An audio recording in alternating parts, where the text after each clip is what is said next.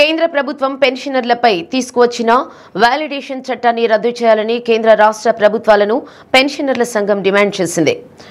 కేంద్ర పెన్షనర్ల సంఘం ఇచ్చిన పిలుపులో భాగంగా postal, telecom, RMS, income tax, excise రాష్ట్ర ప్రభుత్వ శాఖల పెన్షనర్లు కలెక్టర్ కార్యాలయం వద్ద ధర్నా నిర్వహించారు.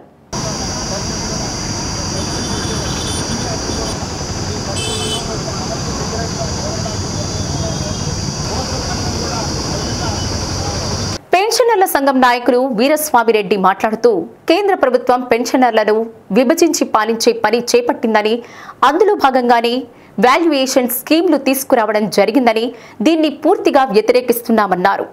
8వ వేతన సవరణ సంఘాన్ని నియమించాల్సి ఉన్నప్పటికీ ఇంతవరకు కేంద్ర ప్రభుత్వం నియమించలేదని, పెన్షనర్లను 2 భాగాలుగా విభజించిందని ఆరోపించారు.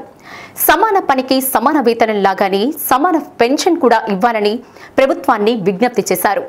కార్యక్రమంలో పెన్షనర్ల సంఘం నాయకులు పివి శేషయ్య, రంగారావు, కె వెంకటేశ్వర్లు, రాంబాబు, విశ్రాంత ఉద్యోగులు పాల్గొన్నారు.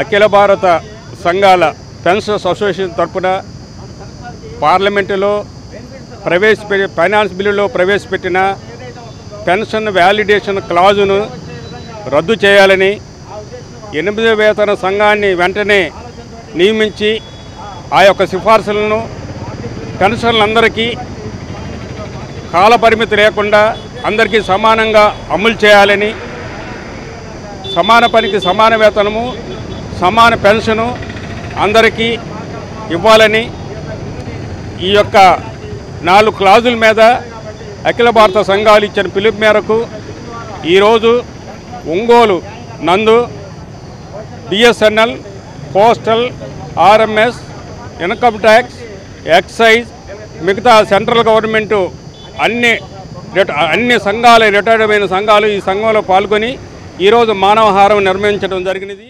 కేంద్ర ప్రభుత్వం ప్రవేశపెట్టినటువంటి దుర్మార్గమైనటువంటి పెన్షన్ సవరణ చట్టాలని దాన్ని వెంటనే ఉపసంహరించుకోవాలని, రద్దు చేయాలని, పెన్షన్ల మధ్య విభజించి పాలించే పద్ధతిని మానుకోవాలని చెప్పి కోరుతూ దేశవ్యాప్తంగా అన్ని జిల్లా కేంద్రాలు జరుగుతున్నటువంటి ఈ కార్యక్రమానికి all pensioners and retired persons సంపూర్ణ మద్దతును ఇస్తున్నాం.